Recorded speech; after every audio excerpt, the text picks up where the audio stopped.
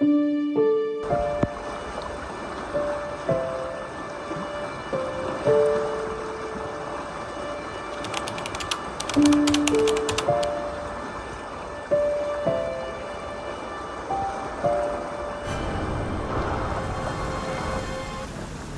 day 170. Woke up this morning to the news that there had been a huge fire near us. 3 condos burned down up at Beach Mountain, which is a ski resort near us. Apparently caused by a lightning strike, a result of the huge storm system that blew across the nation and devastated so many people. It's hard to look at and think about more devastation on top of the devastation we've had around here.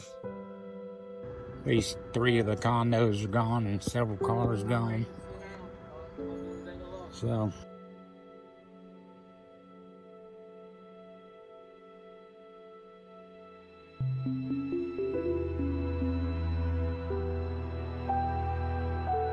awful sad and awful hard for some people. Thinking about Melinda Williams' story. A lot of questions about why people have to suffer. But the Holy Spirit's been speaking to me in the midst of it too. I'll share a little bit of that, which I pray comforts you or encourages you or gives you some hope like it's given me, like it gave her in the middle of an unthinkable tragedy. Come up here and see a macro view of how big God is, how small we are, and how much we need Him. Anyway, on with Melinda's amazing story. This was her house before the storm. This is what was left after the storm. They've helped get her moved into a new house, and Emily, the Brinkers, somebody got free furniture for her. We went down, Jess and Jim and I, to Newton Conover and picked this furniture up. And now we're delivering it to her. Melinda Williams. Melinda Williams. You want to tell me what happened to you? What happened to you in the storm? And you were in Banner Elk? I was in Banner Elk, so I'm a full-time paramedic and a small business owner as well. I clean houses on the side. About 3 a.m. I lost my cameras at the river that I was watching, so I left EMS to go home to get my dogs. Ooh.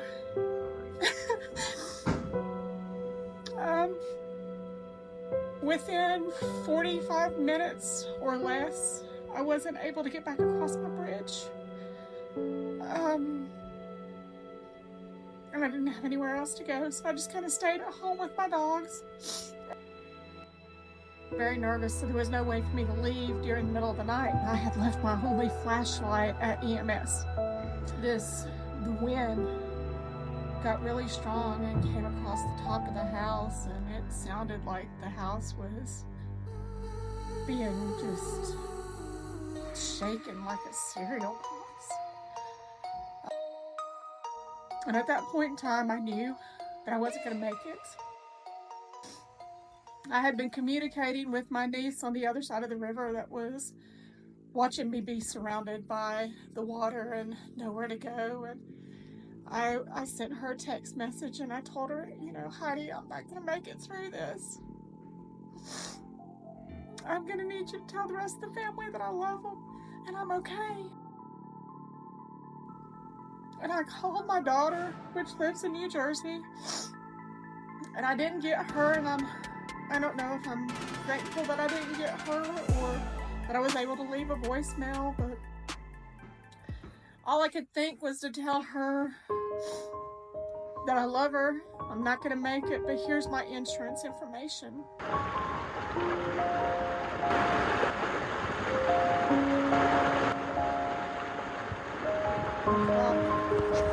The water went from not even up above my foundation to completely enclosing me inside of my house with the water. I had moved my dogs and I into the bedroom because my bed was the largest piece of furniture. And we were kind of floating on the bed, and I heard somebody say, you can't stay in the bedroom because the bedroom door's shut. You're going to die if you stay in the bedroom. And I'm like, okay, I mean, I'm going to die anyway, but okay. So I got off the bed and I was able to push my nightstand out of the way, open the door. The water was at my waist. I took about 3 steps, if that, and the water was over my shoulders. I had enough time to tell my dogs I love them, and I was completely underwater. Then I went into the living room, and because I had a peak ceiling in the living room, and something said, you can't stay in here, you're gonna die. And I'm like, I don't know what else to do. So I kind of put my body in the hallway, and I had my head up as high as I could have my head, holding on to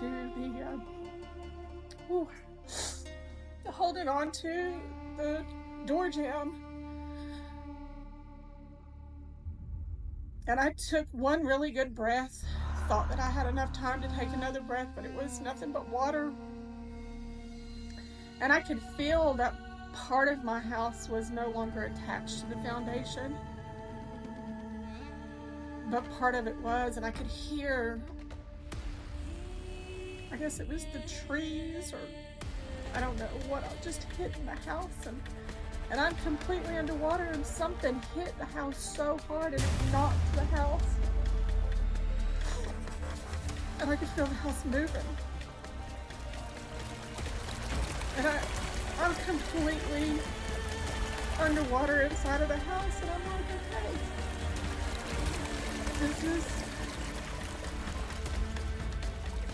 my kids are going to have a body to bury. They're going to be able to say goodbye to me, and it's going to be all right.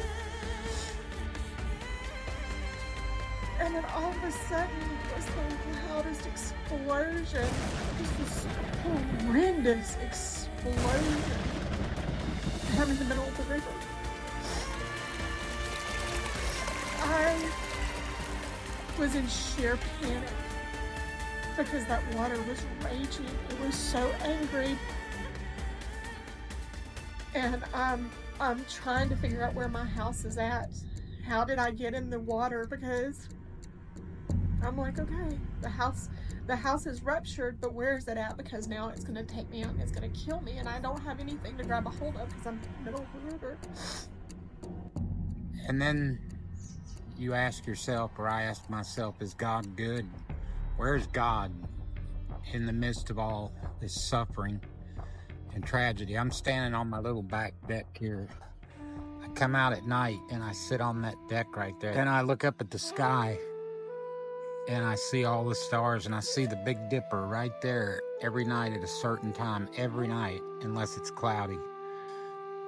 And I feel, and it's turned this way, like it's dumping God's blessings out on us. And I'll say this, there's plenty I don't understand, plenty I can't explain. I know some things about God and so little. I have much to learn, but I believe Him and believe in Him and fear Him. And there's certain things that never change. And when I say that, that Big Dipper's been there for thousands and thousands and thousands of years. I never come out one night and it's a clear sky and it's suddenly not there unless it's in another part of the sky. It hasn't disappeared or broken. We had a terrible storm last night, and it caused a lot of destruction the last few days across America, and a lot of destruction here in the high country. You just saw some of it. Storming, windy, hard to sleep last night. Got up and came out on that deck behind me this morning, and guess what? The sun came up, and the birds were out here singing. There's never been a morning that I got up and came out at 6 or 7 if it's supposed to be light or getting light, and it was pitch black. And I get a message from God, sorry, it's not going to be light today. The sun broke. I'm working on it. I have to fix it. I made it. I can fix it. The sun has come up for thousands of years and set right over there for thousands and thousands of years. And think about that. I hope I'm communicating what I'm trying to say, is that there are things that God made that never break, that never end. God is faithful, that you can count on. Spring comes. There's never been a spring that I know of that the daffodils didn't come up and poke their head even through the snow.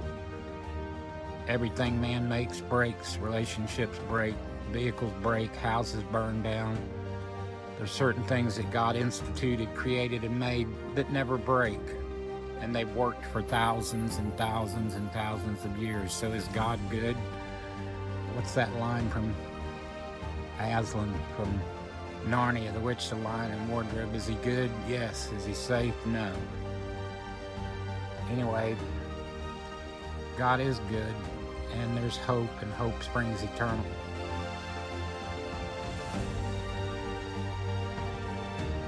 And I hear a voice telling me to calm down. And I'm not registering what I'm hearing until I feel a hand. I feel a hand on my shoulder, my left shoulder. And a squeeze on my shoulder that says, "You've got to calm down, you're going to be okay." And I said, okay. And I realized that the reason why I wasn't moving is because my shorts that I had on something had me pinned and was pulling me under the water and keeping me from moving. So I was able to kick my shorts off and I go down the river. And I'm like, I trust you. You're telling me I'm going to be okay. And every time that something would hit me in the back and knock me under the water, I would think that was it, that I was going to come back, and then I would feel something grab a hold of my shoulders and pull me back up out of the water. And I went from being in the raging portion of the river that there was no way that I was going to survive, but I had this overwhelming calm because I felt that touch on my shoulder and I heard those words telling me I was going to be okay. But somehow I went from being in that river to in the flooded woods, and I was able to grab a hold of some trees. The first two little trees that I grabbed a hold of just allowed me to catch my breath. And I'm hanging in that tree. And I don't know how long I'd actually hung in the tree when I realized that my Fitbit was still working. And I could see my heart rate.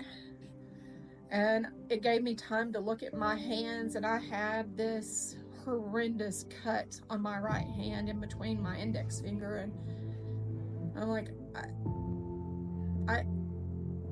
I'm not bleeding anymore, but also the color of my skin had turned completely white, so my heart wasn't really pumping the way it needed to be pumping because I was cold. And the water at this point is still above my shoulders, but I'm high enough in this tree, standing on what I thought was branches, to keep my head above the water. And the water started going down, and I realized that as I'm standing, and what I thought was the branches of this tree was actually a laurel bush that had wrapped itself around the base of the tree. And I was in the tree for hours. My niece had already told everybody that I was gone.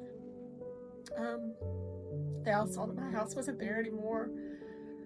My little brother and my nephews watched my house wash away. They all were running up and down the river as they could, screaming. Not that anybody could have heard me, or even if they could have seen me, they wouldn't have been able to have gotten to me. I don't know, maybe 4 hours. And I hung onto this tree. And I watched my heart rate just gradually go down, and I realized that I'm not shivering anymore, so hypothermia is already set in. I'm hallucinating. Your brain and God has a funny way of protecting your mental health and your ability to hang on, but I'm in the middle of this raging river. The only thing left below me is a rock wall. And in that time, I had a lot of time to have a conversation with God and tell him that I can't hold on anymore, and I'm just gonna let go. But don't let my kids see my body, because this river is going to destroy, and they're gonna want to see me. They don't need to remember me like that. He just kept telling me, no, no. Every time I wanted to let go, he told me no. Wow. I gotta pause the video. I'm here editing it. You need to hear that, and I need to hear that. Every time I wanted to quit or give up, God said, no, don't give up. Just even in the last 6 months, times I'm so emotionally worn out and physically worn out that I want to quit. And I've had dear friends and beautiful people and hardworking people that have quit this work that we're doing and burned out and quit and went back to their normal lives. So, man, keep going, don't give up, and keep looking up. All right, back to her story. We'll wrap it up here. And finally, I could feel that laurel bush starting to sink off of that tree, so I knew that the water was actually going down a lot faster than I thought that it was going down. And I realized that I can't hang on to this tree anymore. And the first time I tried to step down out of the tree, the water was too strong and I couldn't feel the ground, and I didn't know how high in the tree I was. I didn't know how deep the water still was. And I hung on for a little bit longer, but the last check of my watch, my heart rate was 35. And the paramedic side of me says, you gotta go or you're gonna die. And I said, I'm letting go. And if the water washes me away, please don't let my kids find my body. And when I put my foot down, I touched the ground. And I wanted to stop and give up so much because I just could not go any longer. God just kept saying, you have to move, you have to move, you have to move. And I didn't know whether or not my little brother's house was still standing.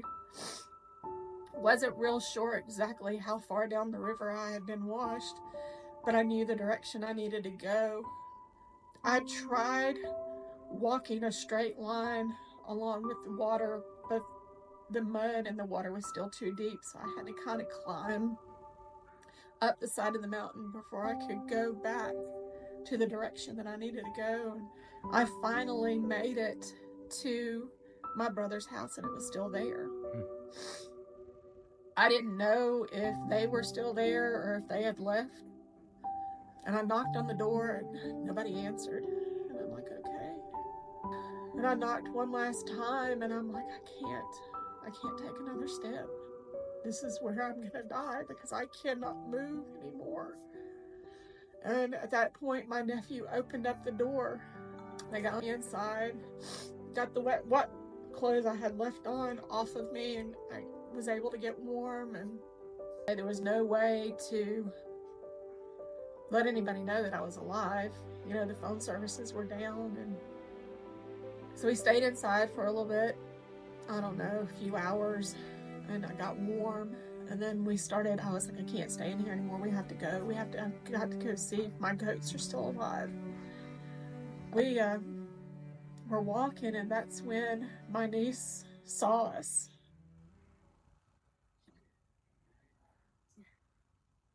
And she knew that I wasn't dead. And, you know, we're all standing there, and they're like, are you okay? And I said, I'm fine, I'm good, everything's okay. And we had wrapped up my hand, so they're like, what's wrong with your hand? I was like, oh, it's just a little cut, it's gonna be okay. It's just a little cut, it's gonna be okay. I mean, the one thing that I can say to everybody is that all it takes is a little faith and to listen. That's all it takes. Because that's the only reason why I'm here. Is because I had enough faith in that touch and in that voice. And I was protected inside of that house. I was protected inside of that river. And I was protected on that tree.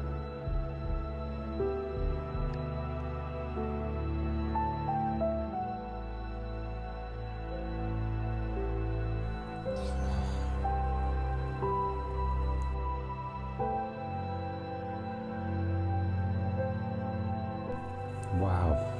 Anyway, God is good, and there's hope, and hope springs eternal.